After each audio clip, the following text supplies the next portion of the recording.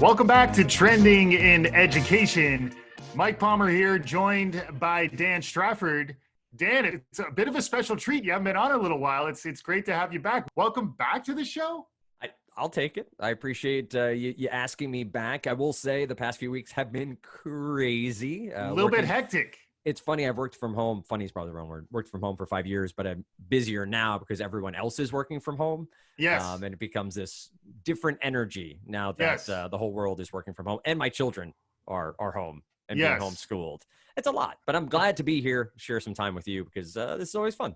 Yeah, we'll get you back more in the future as we settle into the new normal. But sadly, March Madness wound up being more maddening than any of us anticipated. Right. We wanted to recap our March Madness tournament, which in the halcyon days of late February, early March, we had a very different prediction for how our tournament was going to play forward and how the month of March was going to play forward.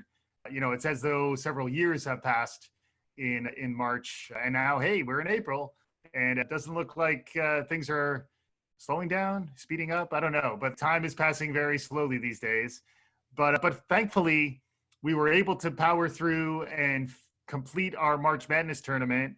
Thanks to everyone who was able to vote. Thanks to everyone who was listening to our show really throughout the month.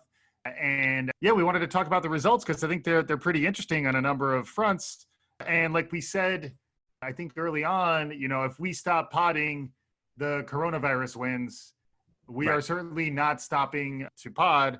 And then honestly, it is a very sobering time. And, you know, I think every show we need to send out our deep respect and affection for all the healthcare workers, all the frontline workers, delivery people, garbage folks, police officers, grocery folks, everybody who's out there doing what they do. I'm here in Brooklyn. Shout out to my bodega buddies who are providing us with milk and eggs and all the things that we really do take for granted in life. So little did we know when we set up these brackets heading into March that we were going to have as wacky a month as we've had. So our thoughts go out to everyone who's been impacted by this, and pretty much every podcast right now is about the pandemic, and it looks like we're going to be in the new normal for quite some time. So it's good to have you back though, because we need this. There's a bit of a therapeutic function that this podcast performs, at least for me. I think that's probably true for folks like yourself, Dan. Yes, indeed. And then hopefully for our listeners, it's providing a little bit of continuity. So a little sober note up on the top, and then we'll refer back to some of the challenges we're all facing and how that impacted the brackets. But I think we're going to shift more into the light and frothier side of our tone for the remainder of this show as we talk about our brackets. This year we did expand the field. Ambitious. I think Melissa Griffith, who we will be getting back soon as well, wanted us to go a little bolder than the 16 entries that we had used in the past. So we went up to 28 entries with 4 first-round buys, which is a somewhat complex tournament format that we don't need to belabor. Right. But yeah, pretty soon we were culling the field down to our Sweet 16. Any thoughts just around any of our entries that didn't make it? You know, the in memoriam section of the first round there, Dan. Any topics or ideas in the first round that you thought could have used a little more love, trends that we may want to continue to track in the future? Didn't get much time to talk about. Any thoughts on those before we move on to the Sweet 16? I think the two that stood out to me most were tabloid education, because I think we are still that now. Coronavirus, COVID-19 has taken over sort of that front page every day, obviously lead on every news show, but we're still in that varsity blues and you know, that whole cycle. Obviously, testing is postponed. College admissions are sort of in flux. But I think that's something we're going to come back to, and sort of access and the ability for everyone to get equal footing. And that's in transition, where the other one that I think is something we enjoy talking about, or at least shining a light on, equity and belonging, was a topic that I understand 2020 vision winning there. Like, I think that makes a ton of sense from a branding and a marketing perspective. But I think you've done a great job of having those conversations. I know you had Angela Seifer on again around the idea of access in the age of COVID-19 and equity there. But that's a topic that I hope that this crisis, somewhat sober thought, has shined more of a light on for people who may not have thought of it before, who all of a sudden are like, oh, wait, kids are home and they don't have the access they need to do what I'm doing in my house. I have 2 laptops and an iPad. I have Wi-Fi.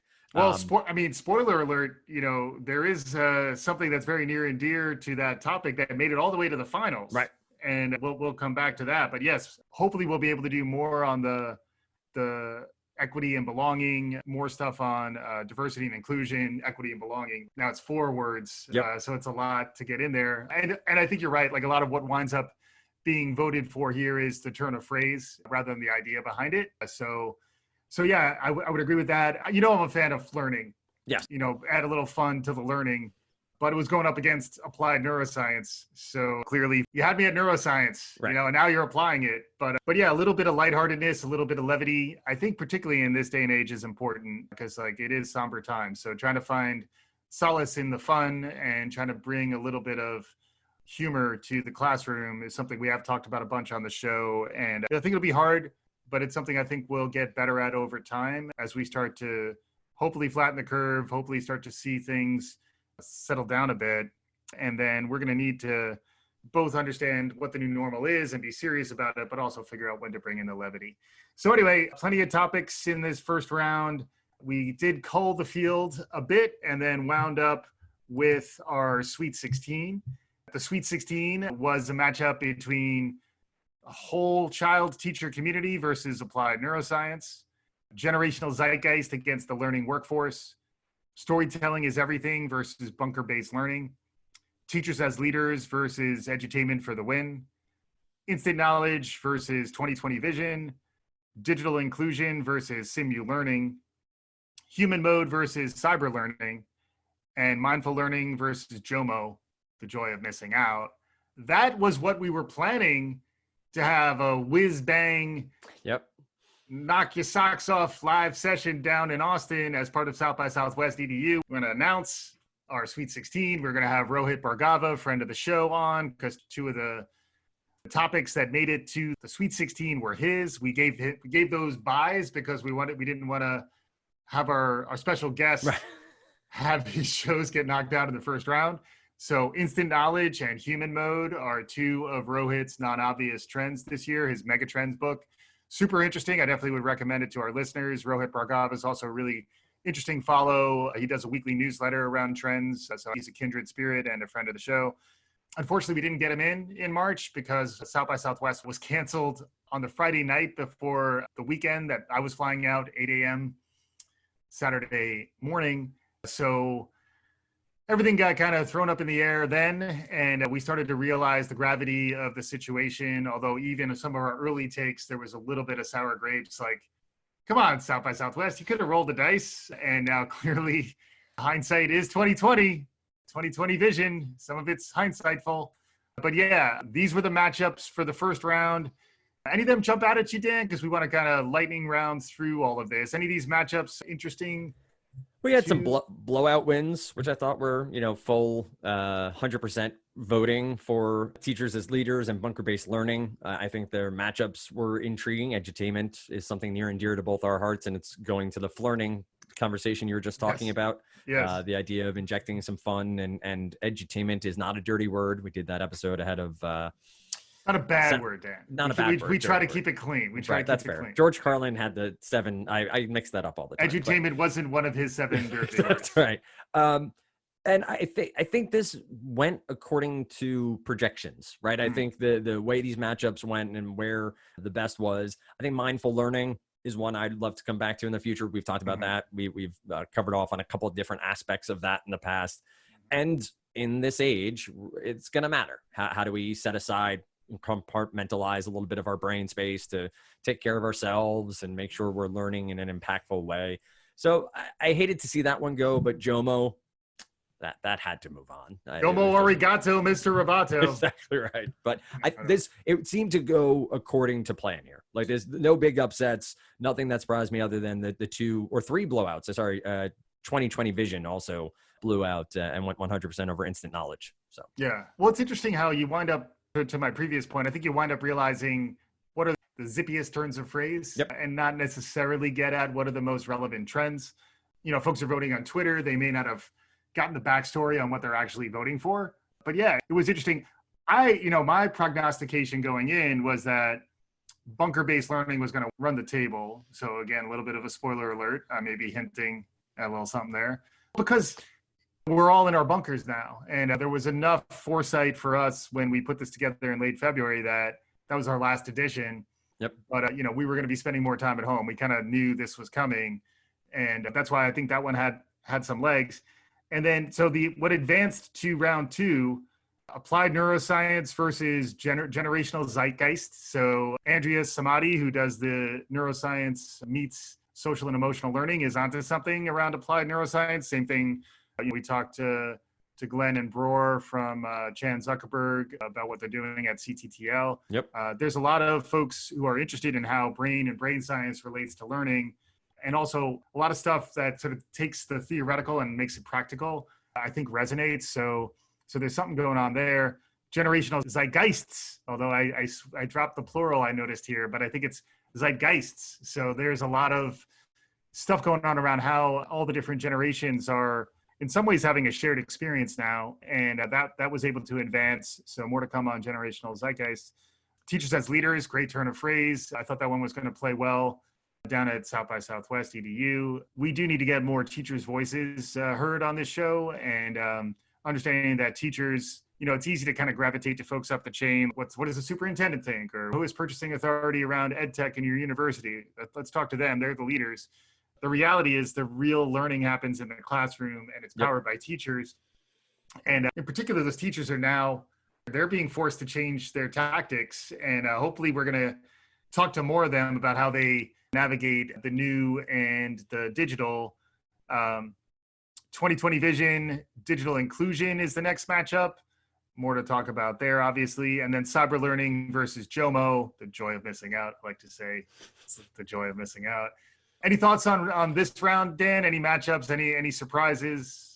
I think, again, you've pointed out turn of phrase matters a good deal here. I think cyber learning had a tough matchup with JOMO, because JOMO is just a good turn of phrase and one that I think people enjoy thinking about. And especially, again, today, of what can I be involved in? What can I just hunker down and not care about?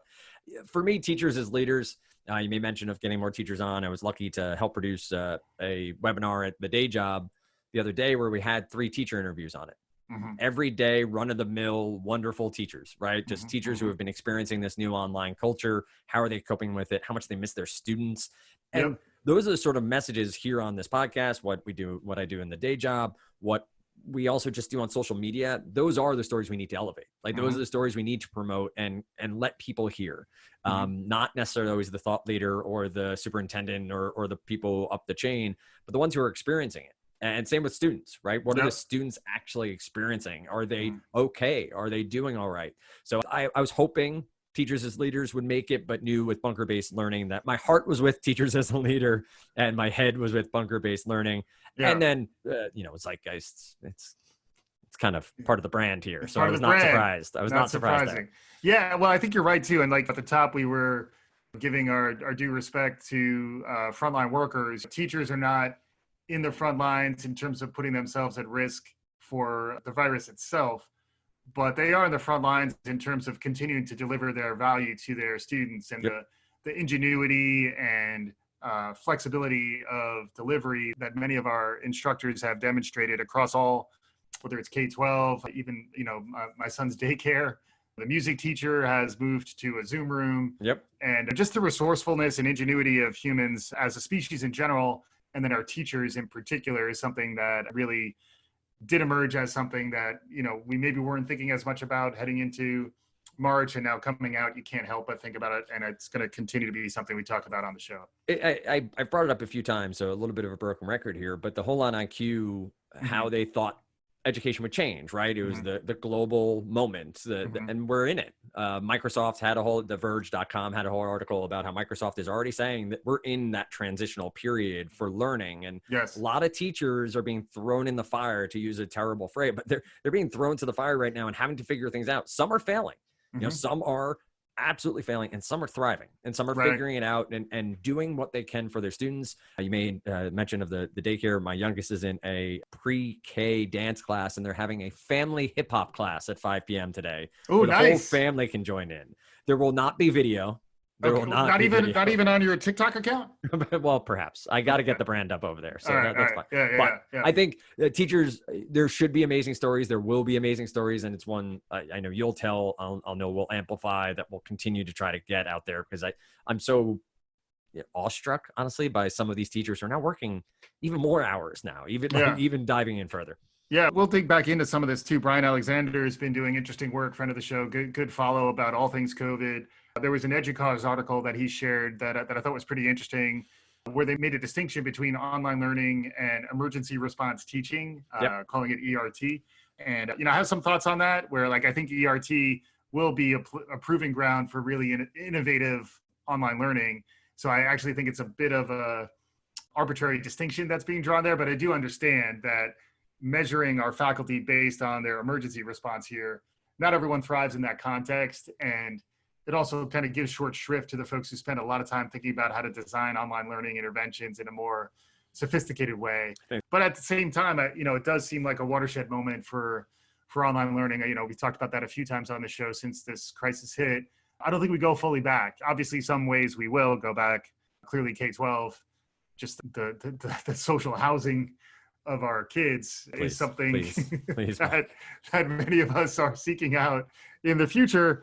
But even then, I imagine the level to which folks feel more comfortable thinking about blended learning nowadays and bringing online in, a mix of online and in person. Also, I want to talk more about homeschooling coming out of this too, because I think more folks may want to really lean in and see how they're being forced to do it to a certain extent. Some subset of parents may say, you know what, I think we're ready to take this on more. And also the risk of sending your kid back to a physical classroom. I think that's a big one. Yeah. Yeah, it's going to be super interesting. The other thing I want to throw in there is also the async versus synchronous. Like, do we fully understand those comparative points, and have we thrown everyone into a Zoom or into a Skype or into a Meet when maybe there were assets that could have been figured out faster? Now, obviously, again, emergency response, whatever way you want to put it, but I think that's going to be another interesting comparison for the online world. For the quote unquote distance learning, whatever phrase you want to use. What's better? A mix is probably going to be best, but how do we use those two assets?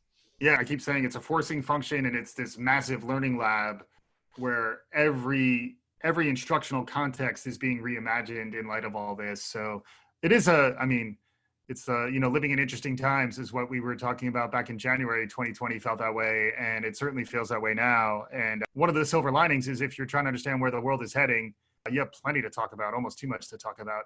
To wit, let's get to the Final Four. All right, so Final Four, you got on the top half of the bracket, you got generational zeitgeist versus bunker-based learning. Bottom half of the bracket, you got digital inclusion versus JOMO. Alone this, our seeding was wacky. So the seeding was way off. But I'd say for this to be our Final Four, and also we didn't know how crazy the world was going to get in March. But considering where we are in the world today, the idea of generational zeitgeist, thinking about how all the generations are being confronted with this profound, complex challenge. They all are facing that at the same time, and they're all trying to understand how to relate to each other, how to relate to their families, relate to the economics and their health, and things that seemed important before no longer really seem important. So clearly that's something that's there. We talked about bunker-based learning. It felt like if we were to reseed heading into the crazy month that we just went through, this probably would have been our number one seed, so it makes sense for it to be there. Digital inclusion, you were talking about it before, Angela Seifer. We just did a show with her a few weeks back, hugely relevant to digital equity. We have to make sure that everyone has the tools and the resources and the access necessary to be able to engage in the remote learning experience, these sort of learning labs that I talked about. Who's left out, and that's on the learning side. And now increasingly digital inclusion is also becoming a public health conversation, which was something that I was able to talk to Angela a bit about, where like, if you're elderly and you don't really know how to use these tools, you're going to need to leave your house to get the services that you need. And then you're going to put yourself at risk. You're going to put others at risk. So hugely relevant. And then, I love me some JOMO, Dan. So So I'm happy to see it make it this far. But also JOMO in this age makes sense because a lot of the things, like for me, sports, I'm a avid sports fan. The fact that it's gone and the fact that I can't use that diversionary time in the way that I used to has made me rationalize some JOMO out of that and say, now I have more time to devote to other things. And there is a little bit of soul searching that I think we're all doing, where a lot of the things that I thought were so critical to my life, I'm now doing without, and I'm still finding meaning. I'm finding value through the struggle. So I think JOMO maybe made it this far in part because of that aspect of it. Any thoughts on the Final Four before we head into the finals here, Dan? I think you nailed a lot of it. I would say for JOMO, I'm a big sports fan as well, play fantasy and daily fantasy sports, and those aren't around right now, and I've been going to sleep on time. I've been getting a good night's sleep. I've been spending more time with the kids, watching more movies, and I think that is a legitimate thing to look at and see. And again, is that my new normal? Like, is after all this ends, does my life change a little bit, or do I go right back to daily fantasy and fantasy sports when it's all back? A bunker-based learning, I think, is going to be part of this new normal, understanding how people hunker down, how people feel, the homeschooling aspect of it. Do we sort of insulate our families a little bit more against things that are out there in the world? But I think digital inclusion is a great one, and a topic, as we said before, with equity and inclusion, more outside of digital inclusion specifically here. And generational zeitgeist we've talked about it a lot. And it sort of circles around a lot of things. So it's not surprising that it made it this far and made it to the finals. And this did make it to the finals. So let's go. Finals. Generational zeitgeist versus digital inclusion. Kind of a wonderful matchup. I was kind of pleased, even though, I'm a fan of bunker-based learning and the joy of missing out. But that wound up being our final matchup. For those of us who did vote, it was a tough call, I think, because for me, a little bit of the heart versus the head. I think my heart was behind digital inclusion, but my head, particularly if you're thinking about what will continue to bubble up as a trend that people talk about, I wound up voting for generational zeitgeist. Considering our voter turnout, I had an undue influence with that vote, truth be told. And then General Zeitgeist did win the day. Although when I say General Zeitgeist, I think back to Superman 2. I think about General Zod. Right. Generational zeitgeist. There it is. And nice little tease on that. Like, I was able to get some time with a regular friend of the show, Tarlin Ray, to talk specifically about how are the generations dealing with COVID and how do we think about generational thinking in light of this global pandemic. Yep. That show's going to drop next week. I think it turned out super interesting. Any top level thoughts as we're wrapping up here, Dan? Yeah, I think we've sort of broken down the myths of generations in the past and the idea that any 20-year period can be inclusive of all those who live in that period. But I do think that this time is, yet again, via the media, via learning, showing Gen Z out there on the beaches at spring break as this all broke, and Gen Xers and maybe even some boomers not knowing how to log into Zoom, and those jokes and memes happening out there. And right now millennials feel like the forgotten generation, even though they're stealing that mantle from Generation X. Yeah. Like there's a lot happening here. Yeah. And it does apply enough. We speak in generalities because it becomes easier. And I think what's interesting to me about generational zeitgeist is we are, as you said before, it's a shared experience. Mm-hmm. Much like 9/11 to me. Everyone experienced it at the same time. Yes. And it's not growing up. It's not dealing with, economics that span many years and downturns. This is the stock market crash from 1929. This is 9/11. This is, I assume, Pearl Harbor, the things that we all experience together. And hopefully that is at least a catalyst to all understanding how we can learn better, how we can engage better online and touch base with people. I think one of the greatest things I've seen is the push for, hey, call your grandparents, check in with your parents, make sure they know how to use FaceTime, get them on their Zoom or whatever, just so you're checking in on people, care about people, more empathy via the generations, I think is something I'm actually positive about moving forward, at least in the near term. Long term, we could go back to whatever it might have been. But I do think there are some positives turning, even as this is still ongoing. Yeah. So Generational Zeitgeist, winner of our March Madness 2020 tournament here at Training and Education. We were able to power through. So So take that, COVID-19. You didn't stop our March Madness, although you did stop our trip to Austin. Right. And yeah, I think the generational zeitgeist is such a big idea. I was talking to Tarlin, we may wind up doing more shows on it, maybe even spinning off and doing a show just about how generations are engaging with each other. We have talked in the past about how, at least some of the recent research has talked about how the generations are more segregated than they've ever been before. Folks are really only dealing with people in their own age groups. I do think that the sharedness of this experience, it's shared, it's global, it's very personal and intimate, so like in ways that 9/11 was sort of abstract and generally something limited to folks in the US, and it was a moment in time and it ended. It was very personal, obviously, to the folks who were directly impacted.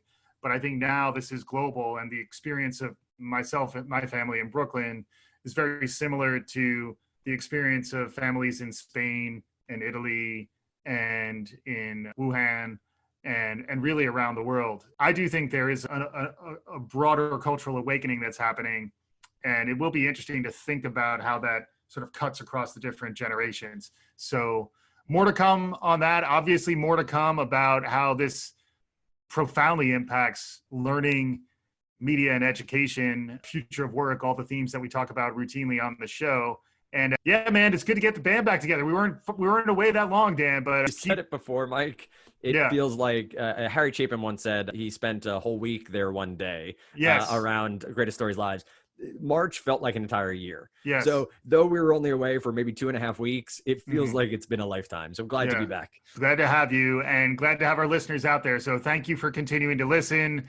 Tell your friends, try to find some solace in our show. We try to keep it real. Give us feedback too. We're on Twitter at Trending and Ed.